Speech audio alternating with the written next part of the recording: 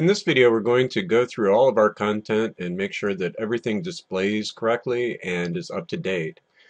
There are a number of things that we're going to check, so let's start with the content pages.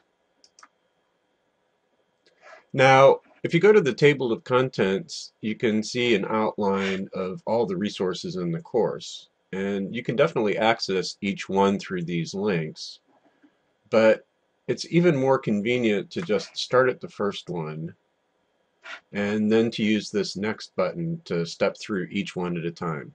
So what I'm going to be doing is going through and just reviewing all the content, making sure there's no references to Robert Redford anywhere, any other gotchas along those lines, and just looking at the pages themselves and making sure they're all formatted correctly and working fine.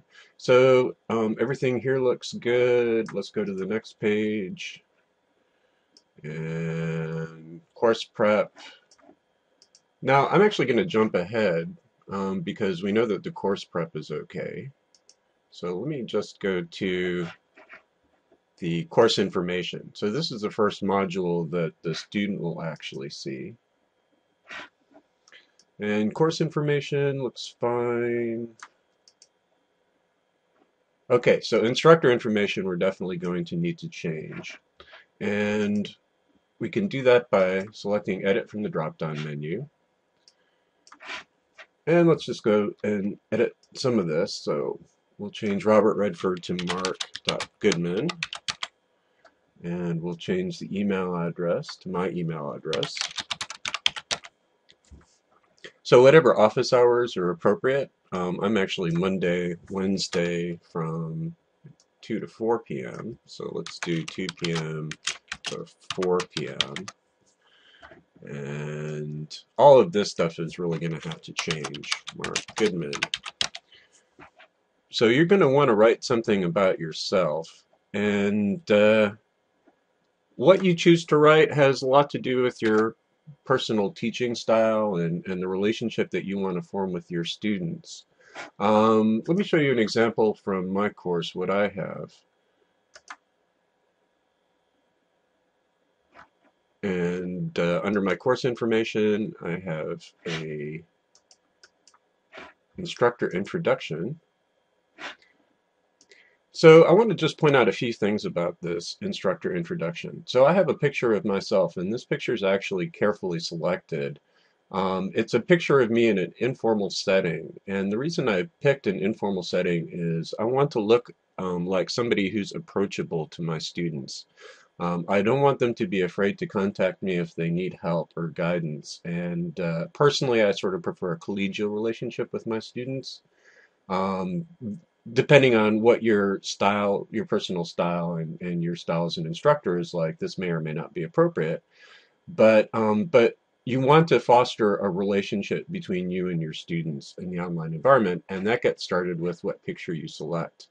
I also talk a little bit about myself and my background, and what I do personally on this page is I talk about why I came to teach at PCC in the first place, and I share some of my personal experience and my mother's personal experience in the community college system, and explain why I think that what we do here is important.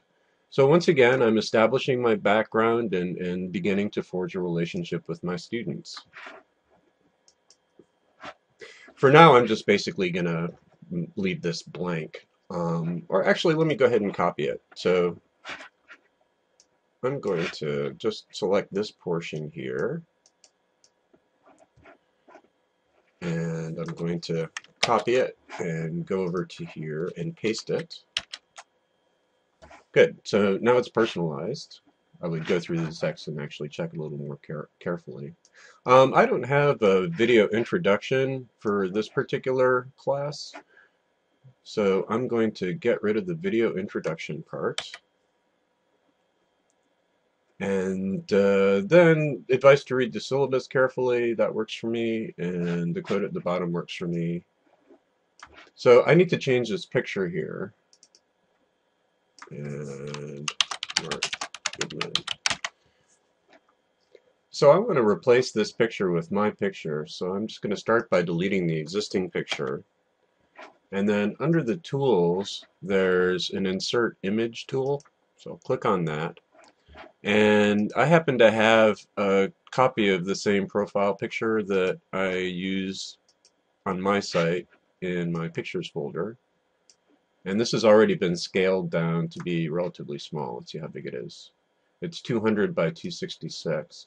So I'm just going to drag that into the upload box and choose the destination. I'm going to put it in my images folder and then click done. Now, the thing to remember about alternative text is that a blind student who's using a screen reader to view your course, the screen reader is only going to read textual information on the page. And when it comes to an image, it's going to just basically read whatever's in this alternative text. And if there is no alternative text, it will just skip over the image, and the student may not even know that the image is there at all. So if the image is decorative, like just a picture to make the page look nicer that doesn't actually add any meaning to the page, then you don't really need to have alternative text on it. You can just leave that blank because the student won't be losing any important information. But if the image is used to convey information, then you should definitely put alternative text here so that when a screen reader gets to that image, the blind student will know that content. So for this one, I'm just going to go and say photo of Marc Goodman at Cannon Beach. And we see my image gets inserted into the right place. And so I think everything is good here now. Oh, welcome Marc Goodman. Now, it's likely that when you get your real takeover shell and you have 10 weeks worth of course content, you will probably miss some stuff. I know when I took over my course shell, the previous instructor had been using Blackboard and WebCT before we shifted over to Desire to Learn. And he had corrected some of the references to WebCT and Blackboard in the course, but there were lots of them that were just sort of buried in the instructional material. And after 2 years of teaching the course, I still don't think I've gotten all of them. Every once in a while, I get an email from a student saying, "Hey, what does this reference to WebCT mean?" And I ask them what page it's on, and I go in and I fix it.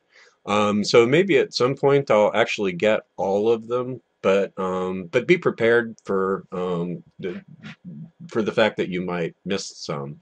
It's not the end of the world because often your students will tell you, but just try to be as diligent as possible about finding all of them. So this is looking good. I'm going to update it, and I'm just going to continue scanning through a little bit. So syllabus. Now we already looked at the syllabus in a previous task, so hopefully most of this is good.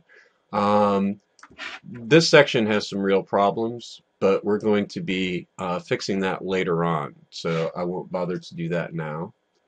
Make sure you understand all the policies once again.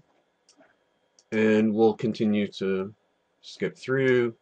Course calendar we already took a look at, and so on.